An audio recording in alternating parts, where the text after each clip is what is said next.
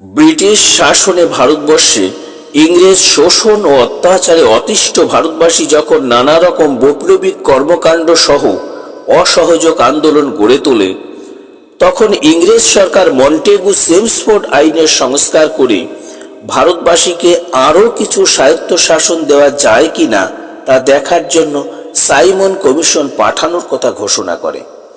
কিন্তু এই কমিশনে কোনো ভারতীয় সদস্য না থাকায় ভারতবাসী এই কমিশনের তীব্র প্রতিবাদ জানায়।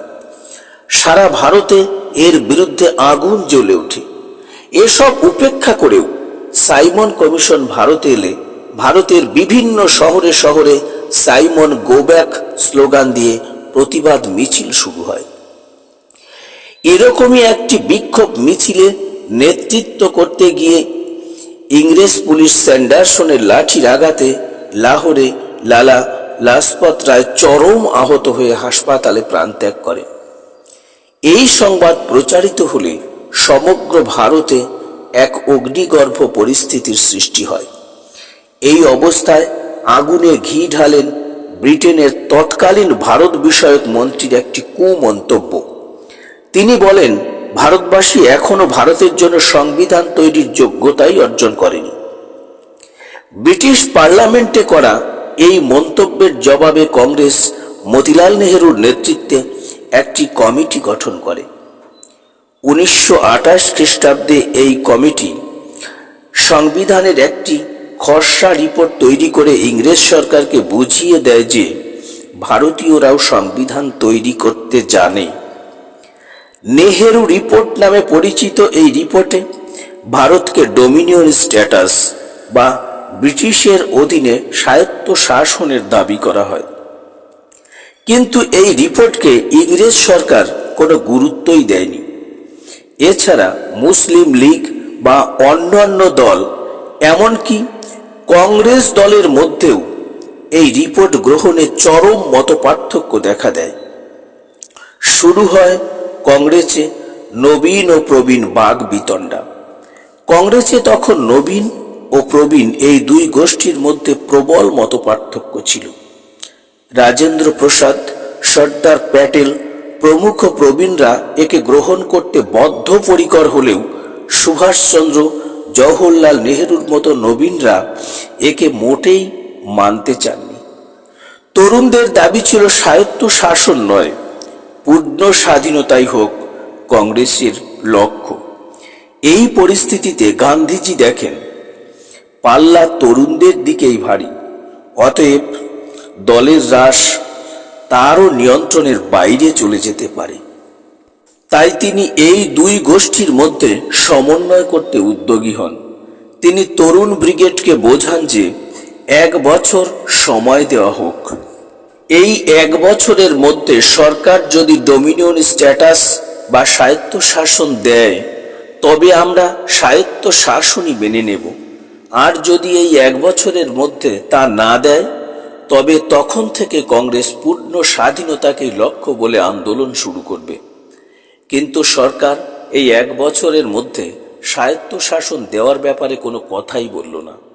এই 1 বছরের সময়সীমা শেষ হবার কথা ছিল 1929 সালের 31শে ডিসেম্বর। তাই তার আগেই কংগ্রেসের চূড়ান্ত লক্ষ্য ঠিক করতে 1929 সালে কংগ্রেসের অধিবেশন বসে সদ্য লালা লাজপত রায়ের স্মৃতি বিজড়িত লাহোর শহরে।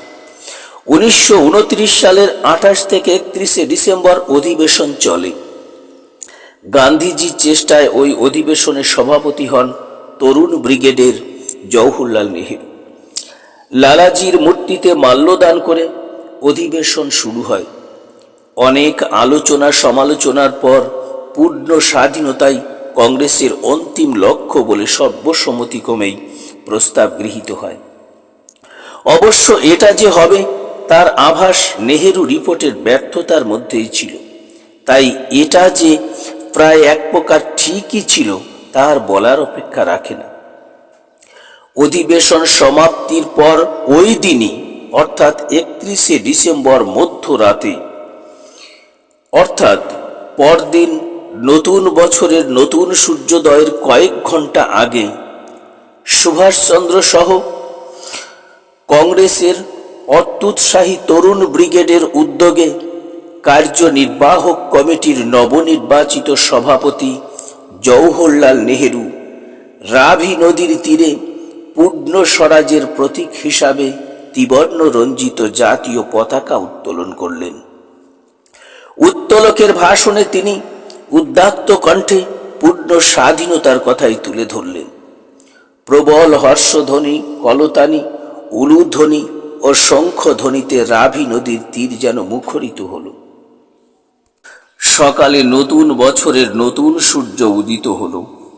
এবারেও কংগ্রেসের গুরুত্বপূর্ণ নেতা গান্ধীজি উপলব্ধি করলেন যে কংগ্রেসের হ্রাস তরুণ তুর্কিদের হাতেই চলে যাচ্ছে। এ কারণে তিনি তড়িঘড়ি নবীন ও প্রবীণদের একত্র করে সর্বসম্মতিক্রমে একটি প্রস্তাব গ্রহণে উদ্যোগী হন। তিনি সকলকে বোঝান যে আমরা সবাই মিলেই পূর্ণ স্বরাজের প্রতীক হিসাবে জাতীয় পতাকা উত্তোলন করব।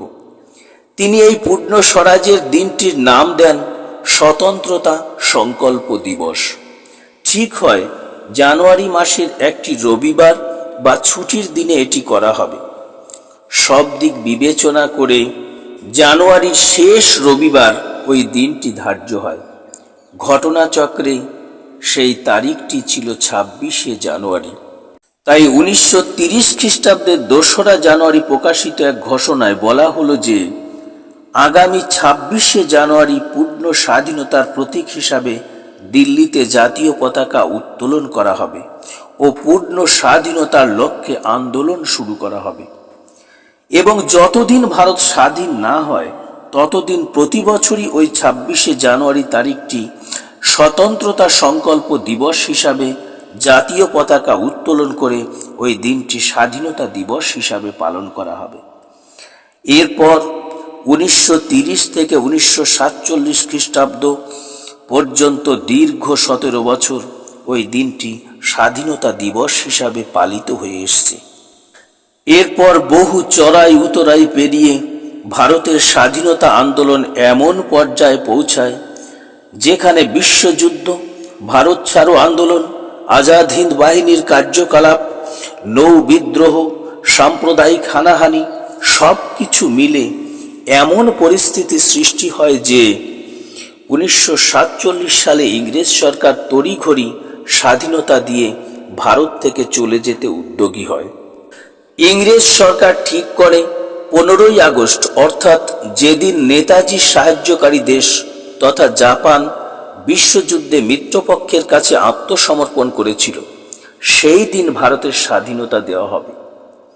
অর্থাৎ হেরেও যেন না হারার মিথ্যা দম্ভ প্রকাশ করে সেদিন সাম্রাজ্যবাদের শেষ চেষ্টা করেছিল ইংরেজ সরকার। জাতীয় নেতৃবৃন্দের কাছে দীর্ঘ 17 বছর পালন করা 26শে জানুয়ারি আবেগ মন্থিত দিন হলেও তাদের পক্ষেও আরও প্রায় অর্ধ বছর অপেক্ষা করা সম্ভব ছিল না। তাই 1947 সালের 15ই আগস্ট ভারতের স্বাধীনতা লাভের মধ্য দিয়ে ওই দিনটি ভারতের স্বাধীনতা দিবসের মর্যাদা পেল। ফলে দীর্ঘ 17 বছর ধরে পালিত হওয়া 26শে জানুয়ারি দিনটির ঐতিহাসিক গুরুত্ব ও ঐতিহ্যকে ধরে রাখার জন্য ওই দিনটিতে বিশেষ কিছু করার মাধ্যমে তার গুরুত্ব বৃদ্ধির প্রয়োজনীয়তা দেখা দিল। অন্যদিকে 1947 সালে ভারত স্বাধীনতা পেলেও তখনও ভারতের কোনো নিজস্ব সংবিধান ছিল না।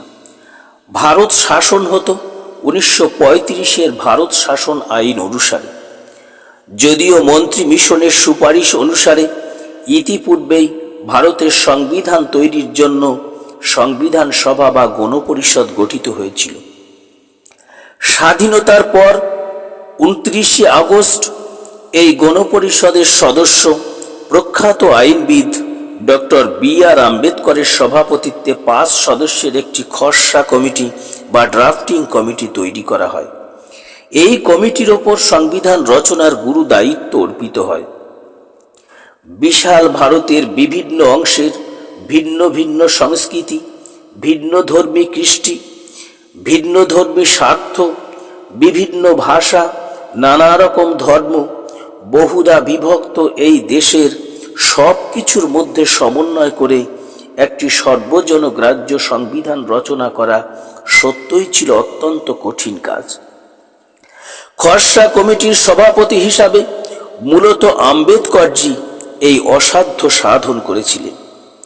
৬৪টি দেশের সংবিধান নিবিড়ভাবে পাঠ করে সেই সব সংবিধানের ভালো ভালো দিকগুলিকে নিয়ে তিনি রচনা করেছিলেন বিশ্বের বৃহত্তম শ্রেষ্ঠ সংবিধান। শুনলে অবাক হবেন যে এই খসড়া সংবিধানের ওপর যখন বিতর্ক শুরু হয় তখন তাতে ৭,৩৬৫টি সংশোধনী জমা পড়েছিল, যার মধ্যে বিবেচিত হয়েছিল ২,৪৭৩টি সংশোধনী। শেষ পর্যন্ত বহু আলোচনা, সমালোচনা ও সংশোধনীর পর গণপরিষদের প্রথম বৈঠক থেকে শুরু করে মোট ২ বছর ১১ মাস ১৮ দিন পর সংবিধান পূর্ণাঙ্গ রূপ পেল। এর মধ্যে ১৪১ দিন আম্বেদকরজি এমন কঠোর পরিশ্রম করেছিলেন যে তার কিছুদিন পরে তার শরীরই ভেঙে পড়েছিল। যাই হোক, ১৯৪৯ সালের ২৬শে নভেম্বর ৩৯৫টি অনুচ্ছেদ ও ৮টি তালিকা সহ এই সংবিধান গণপরিষদ কর্তৃক গৃহীত হয়। তখন শুরু হয় এই সংবিধান কার্যকরণের উদ্যোগ। তখনই ঠিক হয় দীর্ঘ ১৭ বছর স্বাধীনতা দিবস হিসাবে পালিত হওয়া ২৬শে জানুয়ারি দিনটিতেই ভারতের এই সংবিধান কার্যকরী করে ওই দিনটির ঐতিহ্যকে বাঁচিয়ে রাখা হবে। সেই হিসাবেই ১৯৫০ খ্রিস্টাব্দের ২৬শে জানুয়ারি সংবিধান কার্যকরী হয়।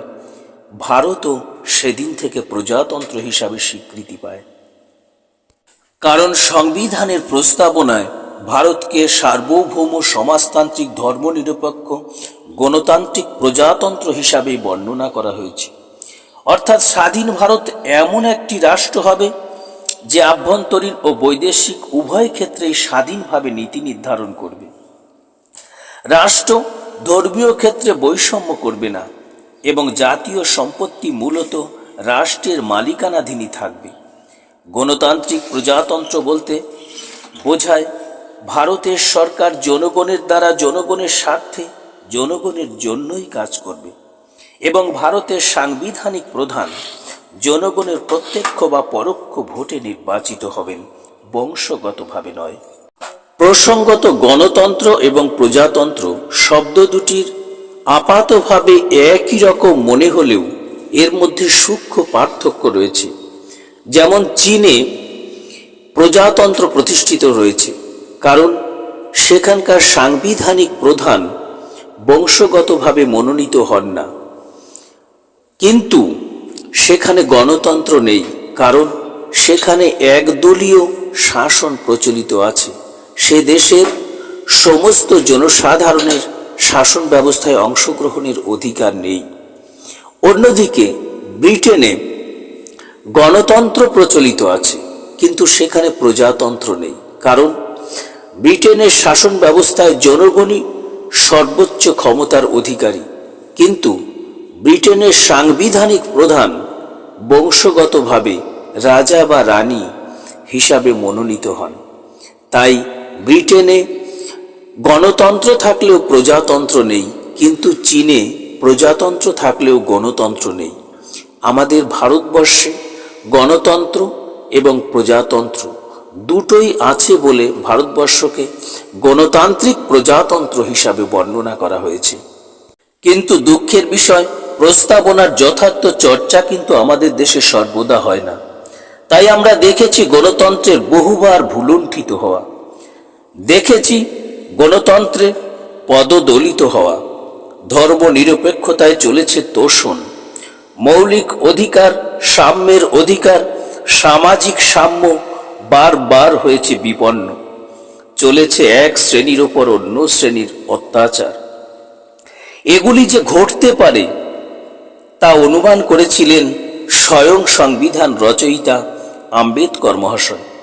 তিনি নিজের চোখে দেখেছিলেন তার অনেক দৃষ্টান্ত। এ কারণে দলিতদের উপর অত্যাচার বন্ধ করতে আইনমন্ত্রী হিসাবে তিনি সংসদে একটি বিল আনতে উদ্যোগী হয়েছিলেন।